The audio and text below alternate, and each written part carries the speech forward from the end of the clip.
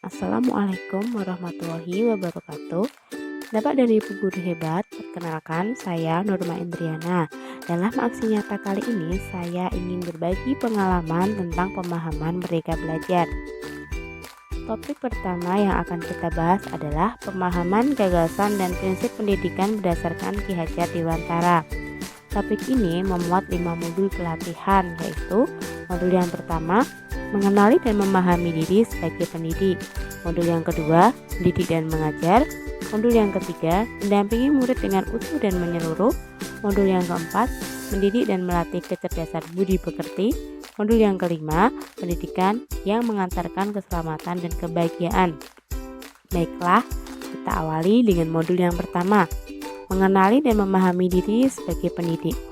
Sebagai pendidik, tentu sudah seharusnya mampu mengenali karakteristik dan kebutuhan murid. Akan tetapi, hal yang paling mendasar juga harus dimulai dari diri sendiri, yaitu mengenali kekuatan dan kelemahan diri. Dalam Undang-Undang Guru dan Dosen disebutkan bahwa guru adalah pendidik profesional dengan tugas utama mendidik, mengajar, membimbing, mengarahkan, melatih, menilai, dan mengevaluasi peserta didik pada pendidikan anak usia dini jalur pendidikan formal, pendidikan dasar, dan menengah. Modul yang kedua, mendidik dan mengajar. Menurut Ki Hajar Dewantara, mendidik dan mengajar adalah proses memanusiakan manusia sehingga harus memerdekakan manusia dan segala aspek kehidupan baik secara fisik, mental, jasmani, dan rohani. Kita lanjut modul yang ketiga, mendampingi murid dengan utuh dan menyeluruh.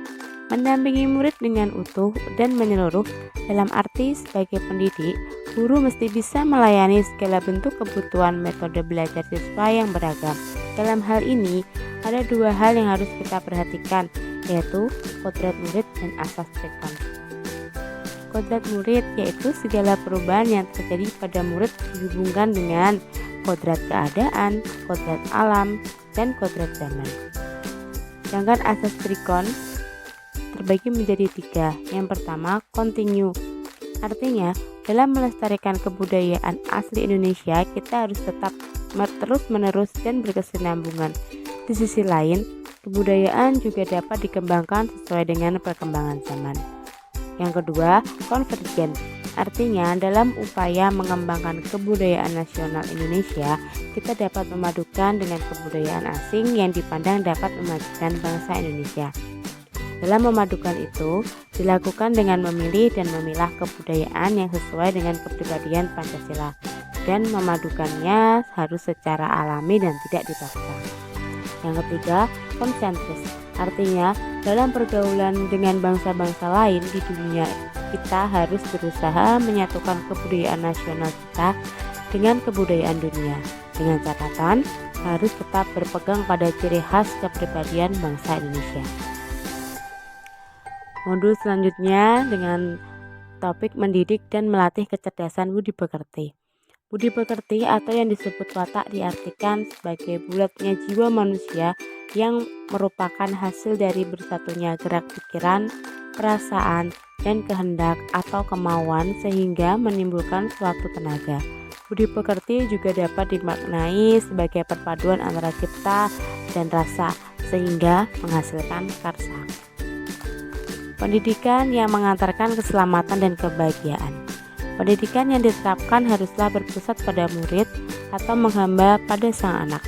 Hal ini mengandung arti bahwa seorang pendidik harus lebih mementingkan sang anak daripada karirnya sendiri. Segala sesuatu yang pendidik lakukan ikhlas dan berpusat pada anak. Pendidik dengan niat ikhlas dan suci hati terlepas dari segala ikatan berniat menghamba pada sang anak.